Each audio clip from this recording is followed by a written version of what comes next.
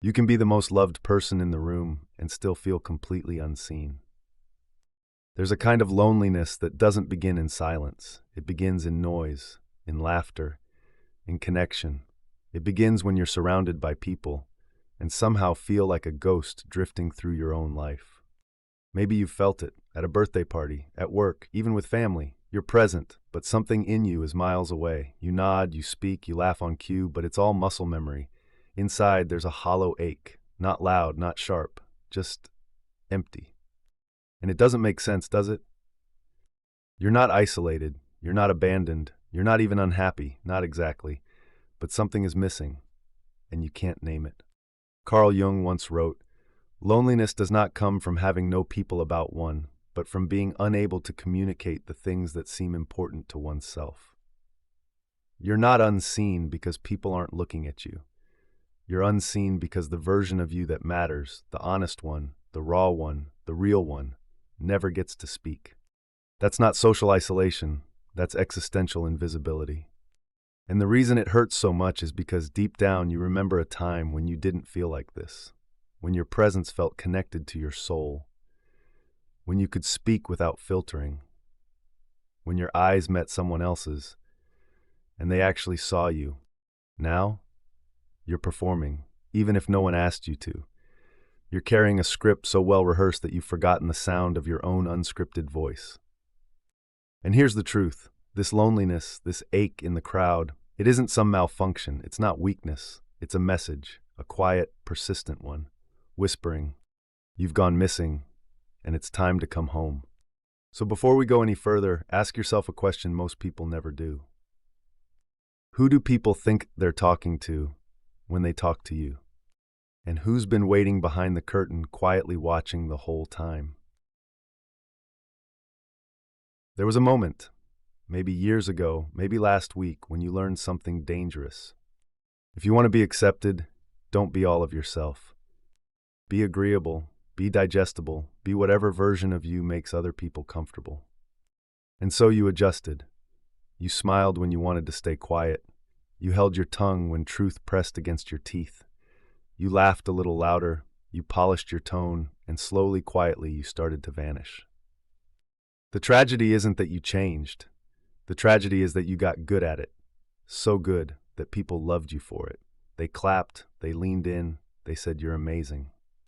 But they weren't seeing you. They were seeing the mask.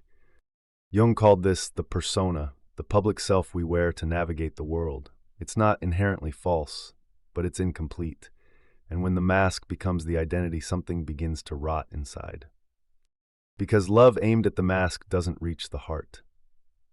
You could be admired by thousands and still cry in the shower, wondering why it all feels hollow.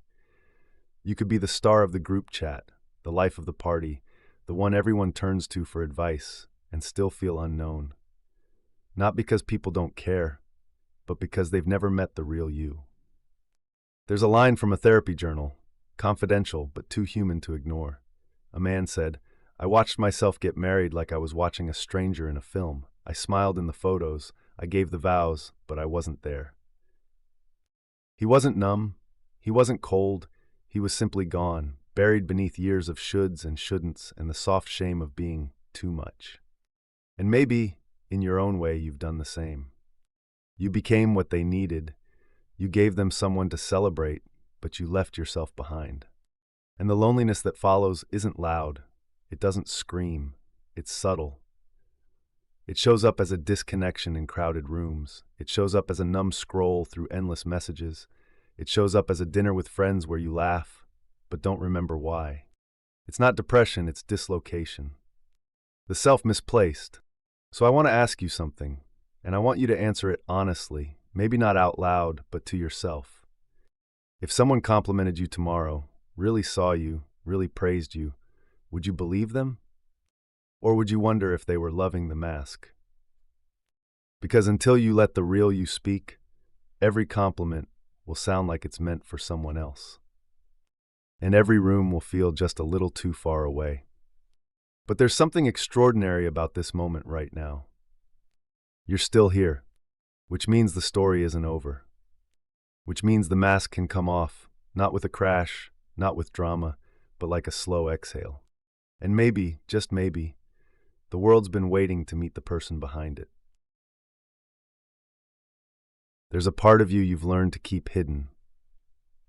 Not because it's dangerous, not because it's wrong, but because at some point, someone taught you that if you showed it, you'd lose something. Love, safety, belonging. So you buried it. Your anger, your wildness, your weirdness, your wonder. You edited yourself down to a version you hoped would be easier to love. But those parts didn't die, they became your shadow. Jung called the shadow the totality of the traits we repress, the truths we refuse, the feelings we suppress, the parts of ourselves we pretend aren't there. Not because they're evil, but because they're inconvenient, uncomfortable, hard to explain at dinner parties. And here's the paradox no one talks about. The more you hide those parts, the more disconnected you become. The more refined your mask, the lonelier your soul. Because people can't connect with a performance. They can't love the version of you that's been sanded down to fit their expectations. They can only love what's real. And if the real you is missing, what's left for them to hold? That's why you feel alone, even when you're surrounded. That's why the conversations feel scripted. That's why you walk away from moments that should be fulfilling and feel empty. Because you weren't there, just your representative. There's a novel, not widely read, not TikTok quoted, called No Longer Human. In it, the main character is beloved, charming, always laughing. He plays the clown, the life of the room. But inside, he's unraveling. In his private journals, he confesses, "I have no understanding of what it means to be human." He smiles so often, he forgets what his real face looks like. And maybe you've done that too. Not in the exact same way, but in your own. Maybe you've been the strong one, the funny one, the agreeable one, and maybe piece by piece, that role became your prison. You forgot that your darkness was part of your depth, that your sadness wasn't shameful, that your anger had something important to say, that your softness wasn't weakness. What if the parts you've been taught to hide are actually your most human parts? What if the loneliness you feel in the crowd isn't because others are ignoring you, but because you're ignoring yourself? Jung warned us that what we repress doesn't disappear. It waits.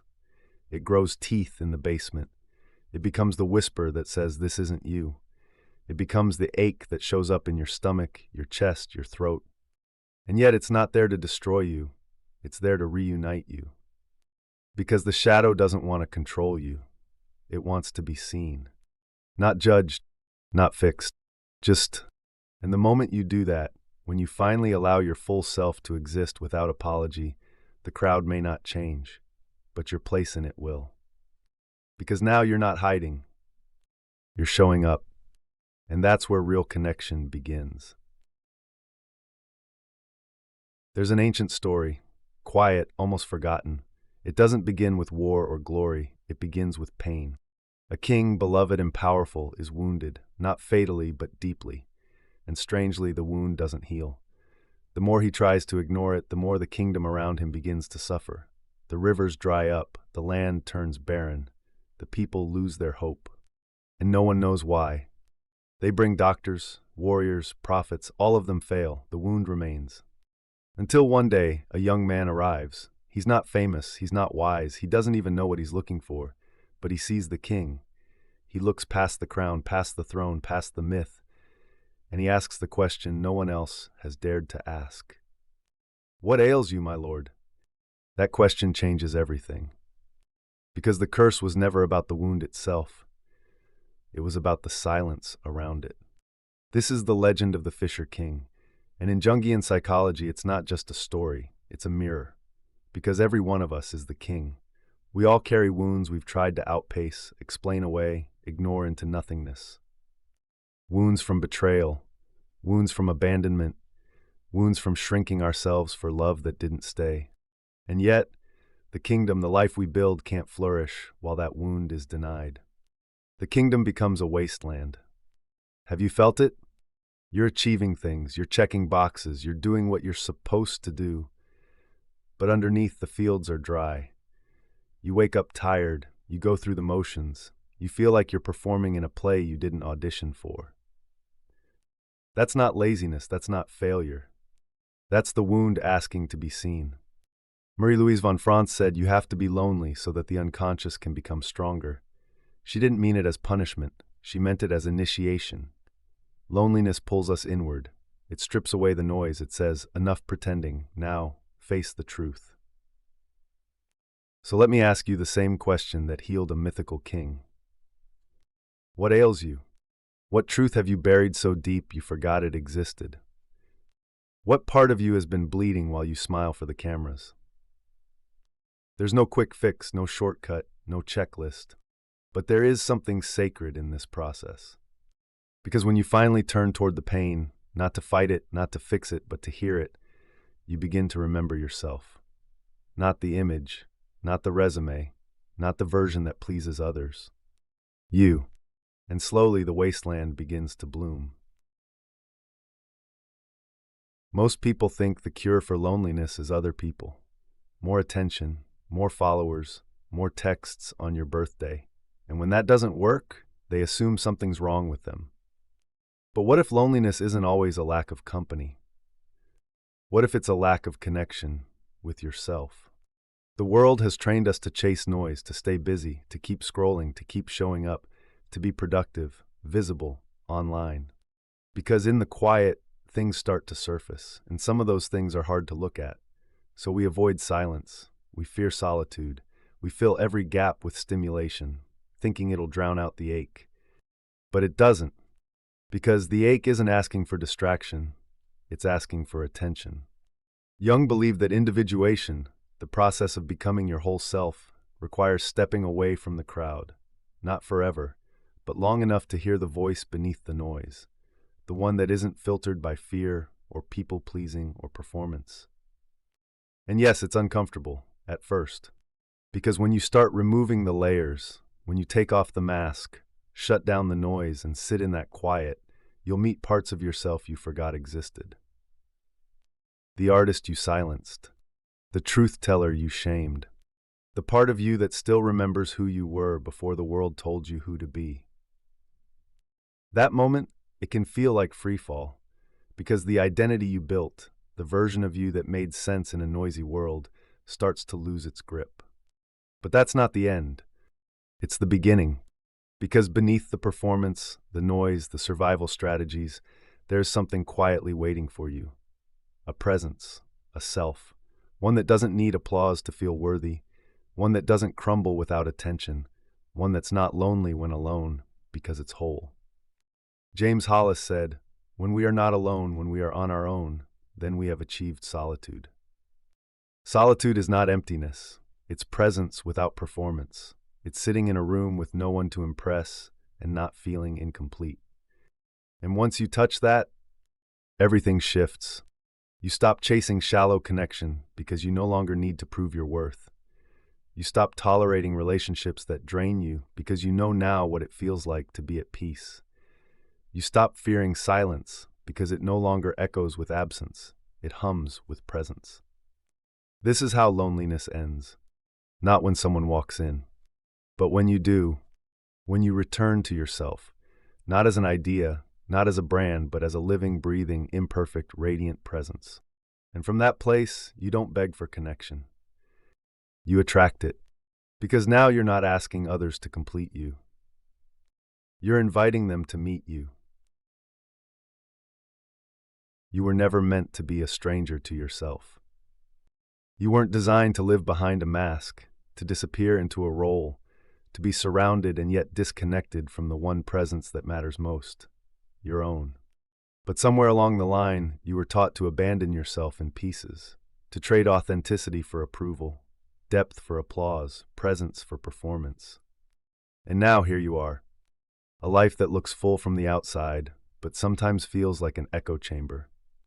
That feeling, that hollow resonance, it's not a flaw. It's a compass, a signal from the deepest part of you whispering, come back. Come back to the parts you've forgotten. Come back to the moments you minimized. Come back to the truths you hid because someone once flinched at their power. Robert A. Johnson once wrote, "The cure for loneliness is aloneness." And he didn't mean isolation. He meant reunion. He meant the sacred act of sitting down with yourself without distraction and saying, I'm here, I see you, and I'm not going anywhere. This is what Jung called integration, not perfection, not performance, but the acceptance of the whole self, light and shadow, strength and sorrow, all of it. When you return to yourself fully, something changes in the way the world responds to you, not because the world changes, but because you do. Suddenly you're not performing for love, you're giving it. You're not blending in to feel safe, you're standing in your truth and letting others find you there. And when they do, when real connection arrives, not because you begged for it, but because you allowed it, you'll feel something different. Not intensity, not excitement, but peace. The quiet, grounded peace of being seen because you finally see yourself. So if these words stirred something in you, don't let that feeling pass. Hold it, let it echo, let it become the beginning of your return. And if you feel brave enough, leave a comment, just one word, here. So someone else out there knows they're not the only one in the crowd, wondering if they're the only one who feels this way. Because the truth is, you're not alone. You never were. You were just waiting for your own reflection to come back into view. And now that it has, maybe the crowd doesn't feel so loud anymore. Maybe now you can walk through it, whole,